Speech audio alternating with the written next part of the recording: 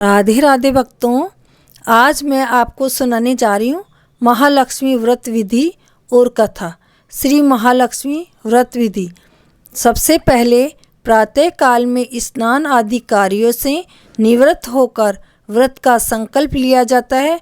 व्रत का संकल्प लेते समय इस मंत्र का उच्चारण किया जाता है।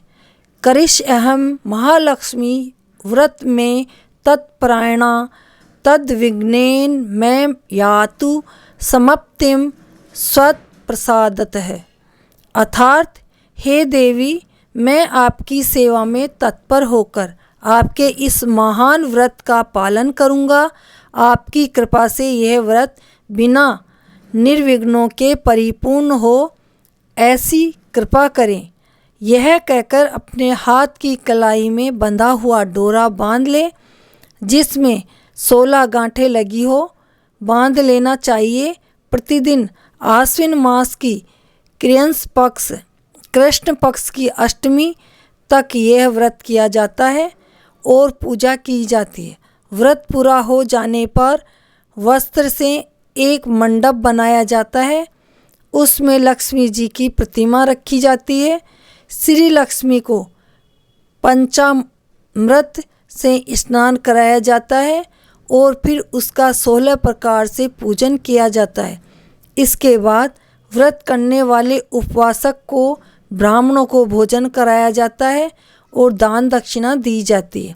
पूजन सामग्री में चंदन, लाल पुष्प, पत्र, फूलमाला, अक्षत, दुर्वा, लाल सूत, सुपारी, नारियल तथा नाना प्रकार के भोग रखे जाते हैं।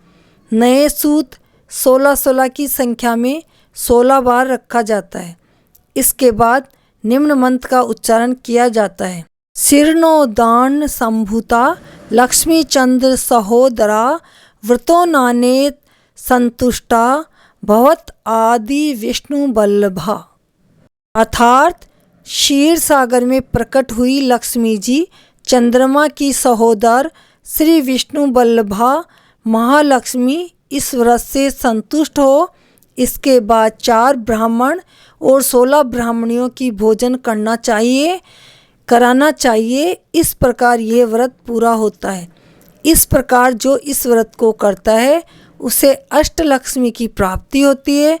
16वें दिन इस व्रत का उद्यापन किया जाता है।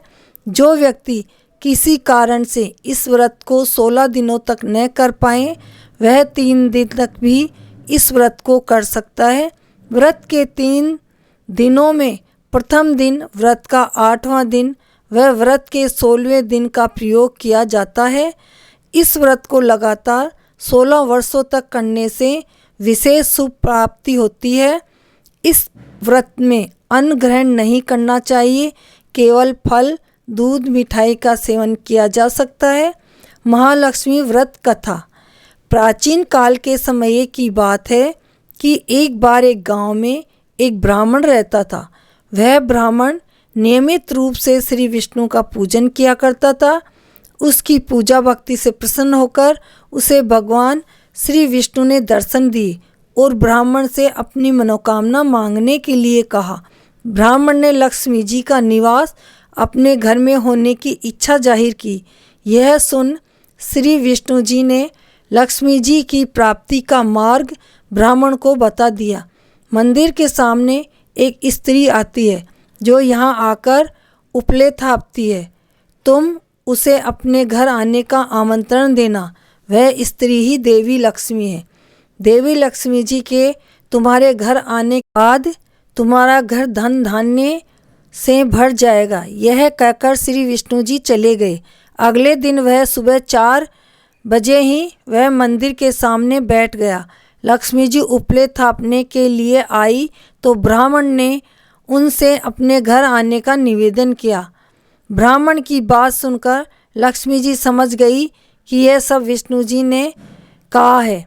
लक्ष्मी जी ने ब्राह्मण से कहा कि तुम महालक्ष्मी व्रत करो। 16 दिनों तक व्रत करने और 16वें दिन रात्रि को चंद्रमा को अर्घ देने से तुम्हारा मनोरथ पूरा हो जाएगा। ब्राह्मण ने देवी के कहे अनुसार व्रत और पूजन किया और देवी को उत्तर दिशा की ओर मुँह करके पुकारा, लक्ष्मी जी, मैंने अपना वचन पूरा किया। तब लक्ष्मी जी ब्राह्मण के घर में आकर निवास करने लगी। उस दिन से यह व्रत इस दिन के उपरांत श्रद्धा विधि पूर्वक किया जाने लगा। बोलो लक्ष्मी मैया की जय, विष्णु भगवान की जय। भक्तों, ये थी महालक्ष्मी व्रत की विधि और कथा। कैसी लगी कमेंट करके बताना। चैनल को लाइक और सब्सक्राइब करना। राधे राधे, जय श्री कृष्णा।